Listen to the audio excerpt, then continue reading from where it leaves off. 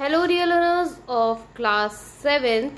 So today we are going to complete chapter number 2 and this is the part 3 video of this chapter. Already 2 parts are there. If you have not still watched, do watch it. This is the part 3 and here we are going to study about digestion in stomach. तो जब हम digestion in stomach पढ़ेंगे बच्चे तो पहले आपको ये पता होना चाहिए कि स्टमक क्या है। तो स्टमक एक बैग के जैसा दिखने वाला स्ट्रक्चर है। ये देखिए, ये कैसा दिख रहा है आपको? एक बैग के जैसा दिख रहा है ना। तो it is a bag like structure, ठीक है। और ये सबसे ज्यादा वाइड पार्ट होता है एलिमेंट्री कैनाल का। अब जो वॉल्स होती है स्टमक की, ठीक है, पहली बात तो स्टमक में क्या होता है, थिक वॉल होती है ना। और जो इसकी वॉल्स होती हैं स्टमक की, ये सीक्रेट करती है क्या, digestive juice, hydrochloric acid. Hydrochloric acid को क्या लिखते हैं अपन, HCl। पेप्सिन, पेप्सिन एक एंजाइम है, और म्यूकस, ठीक है। अब हम इनके बारे में पढ़ लेते हैं कि पेप्सिन जो है ये हेल्प करता है प्रोटीन के डाइजेशन में। आपके खाने में जो प्रोटीन होता है उसका डाइजेशन कौन करेगा, पेप्सिन। जो इनर लाइनिंग होती है स्टमक की या स्टमक की वॉल की, उसको हम बोलते हैं म्यूकोसा। क्या बोलेंगे उसको, म्यूकोसा। और ये जो म्यूकोसा है ये काम करती है हमारे स्टमक को प्रोटेक्ट करने का, क्योंकि स्टमक में क्या है, HCl है। तो HCl क्या करेगा, कोरोजिव नेचर या कोरोजिव एक्शन जो करता है उससे बचाती है। अब HCl क्यों होता है, ताकि वो माइक्रो ऑर्गेनिज्म को किल कर सके, और दूसरी बात एसिडिक मीडियम हमारी स्टमक में बना सके, जिसकी वजह से इफेक्टिव डाइजेशन होगा, राइट। अब यहाँ पे एक चीज और, जो सेमी डाइजेस्टेड फूड है वो पास हो जाता है कहाँ, स्टमक से पास होकर जाता है स्मॉल इंटेस्टाइन में। ये देखिए, ये स्टमक से पास होकर कहाँ जा रहा है, स्मॉल इंटेस्टाइन में जाएगा। अब यहाँ पे हम पढ़ेंगे digestion and absorption in small intestine. Small intestine जो है ये 6 मीटर लॉन्ग है।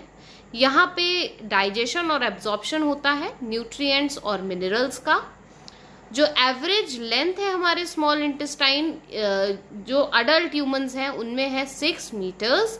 और डाइजेस्टिव जूस जो होते हैं लीवर और पैनक्रिया जो रिलीज करते हैं वो स्मॉल इंटेस्टाइन में करते हैं, ताकि फूड का डाइजेशन हो जाए, राइट। अब लिवर के बारे में पढ़ लेते हैं। तो लिवर क्या है, एक रेडिश ब्राउन ग्लैंड है जो कि प्रेजेंट होती है कहाँ पे, राइट साइड में। कहाँ प्रेजेंट होगी, राइट साइड अपर एब्डोमेन के ऊपर, एब्डोमेन के ऊपर, ठीक है, अपर एब्डोमेन पे। लीवर जो है वो सिक्रीट करता है बाइल जूस को, और ये स्टोर होता है बैग लाइक स्ट्रक्चर में, जिसको हम बोलते हैं गॉल ब्लैडर। और ये जो बाइल जूस है ये गॉल ब्लैडर से रिलीज होकर के स्मॉल इंटेस्टाइन में जाता है। समझने की कोशिश करें आप, लीवर जो है वो क्या बना रहा है, वो बना रहा है बाइल जूस। अब ये बाइल जूस जो है गॉल ब्लैडर में स्टोर हो रहा है, और स्टोर होने के बाद ये रिलीज कहाँ होता है, स्मॉल इंटेस्टाइन में, ठीक है। स्मॉल इंटेस्टाइन में ये रिलीज हो जाता है। और ये जो बाइल जूस है ये काम करता है फैटी एसिड्स पे, फैट्स को फैटी एसिड में कन्वर्ट करने का, ब्रेक डाउन करने का। नेक्स्ट हमारे पास ग्लैंड है वो है पेनक्रियाज। पेनक्रियाज जो है वो स्टमक के नीचे लोकेटेड होती हैं और सिक्रीट करती है पेनक्रियाटिक जूस को। फिर इसमें एंजाइम्स भी होते हैं जो कि हेल्प करते हैं डाइजेशन ऑफ कार्बोहाइड्रेट और शुगर, फैट्स का डाइजेशन में काम करते हैं, और फैटी एसिड को ग्लिसरॉल में कन्वर्ट कर देते हैं, प्रोटीन्स को अमीनो एसिड में कन्वर्ट कर देते हैं। अब the digestion of various component of the food is completed in small intestine. जो डाइजेशन है फूड का वो कहाँ पे कंप्लीट होता है, स्मॉल इंटेस्टाइन में कंप्लीट होता है। अब यहाँ पे देखिए, जो फैट्स हैं स्मॉल इंटेस्टाइन में, जो फैट्स हैं वो कन्वर्ट हो रहे हैं फैटी एसिड में, स्टार्च शुगर में कन्वर्ट हो जाएगा, प्रोटीन्स अमीनो एसिड में कन्वर्ट हो जाएंगे, ठीक है। अब हम आ जाते हैं जो वॉल्स होती हैं स्मॉल इंटेस्टाइन की, वो उसमें प्रेजेंट होते हैं फिंगर लाइक प्रोजेक्शन, जिसको हम बोलते हैं माइक्रोविली या विली। इनका जो काम है वो क्या है, ये करती है सरफेस एरिया को बढ़ाने का काम, जिससे कि एब्जॉर्प्शन ज़्यादा हो सके, ठीक है। जो आपका surface area for absorption, surface area को बढ़ाने का काम करती है। These help in absorbing the digested carbohydrates and protein microvilli have blood capillaries, microvilli के पास क्या होती है, ब्लड की कैपिलरीज होती है।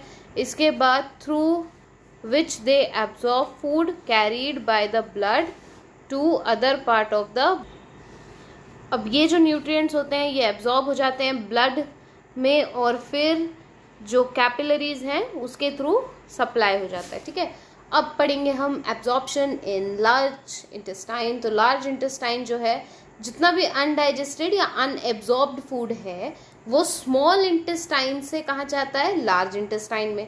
अब लार्ज इंटेस्टाइन क्या करती है, थोड़ी सी ब्रॉडर होती है, थोड़ी सी ब्रॉडर होती है और छोटी होती है ना, स्मॉल इंटेस्टाइन से छोटी होती है। और जो आगे का डाइजेशन है वो लार्ज इंटेस्टाइन में होता है। लार्ज इंटेस्टाइन में सिर्फ वाटर का एब्जॉर्प्शन होगा और जितने भी आपके नेसेसरी विटामिन और मिनरल हैं वो भी हो जाता है। ठीक है, अब इजेशन, इजेशन क्या है, egestion is the process of removal of waste या अनडाइजेस्टेड फूड। तो जो अनडाइजेस्टेड फूड है वो कहाँ पहुँचता है, रेक्टम। ठीक है, ये रेक्टम का स्ट्रक्चर मैं आपको दिखा देती हूँ। This is rectum, this is anus. Okay, तो जो आपका फूड है जो कि डाइजेस्ट नहीं हो पाया है वो कहाँ पहुँचेगा, रेक्टम में पहुँचेगा। अब जब ये फूड रेक्टम में पहुँचता है, स्टोर होता है, तो ये किस फॉर्म में होता है, सेमी सॉलिड फॉर्म में। अब ये जो सेमी सॉलिड फॉर्म है ये एक्सपेल हो जाता है बॉडी से थ्रू एनस और इस प्रोसेस को हम बोलते हैं डिफेक्शन या फिर इजेशन। अब assimilation of digested food, assimilation क्या होता है यहाँ पे कि जो आपका ब्लड है वो एब्जॉर्ब न्यूट्रिएंट्स को बॉडी के डिफरेंट पार्ट में कैरी करता है।